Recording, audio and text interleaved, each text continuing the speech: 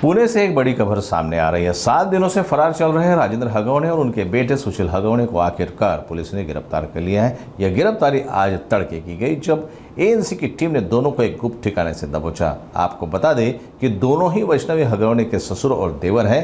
Police के मुताबिक गिरफ्तारी से पहले दोनों फरार अवस्था में कहां छिपे थे, इसकी पूरी जानकारी अब सामने आ चुकी है।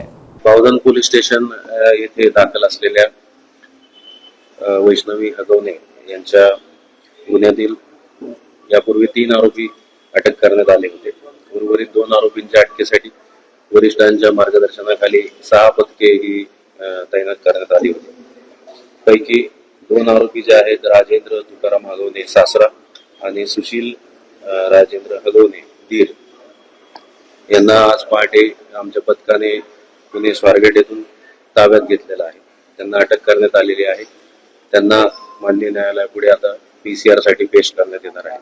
सदर गुन्हा यामध्ये वरिष्ठांच्या मार्गदर्शनाखाली अचूक दिशेने तपास सुरू आहे। सर्व पुरावे आम्ही संकलित करीत आहोत।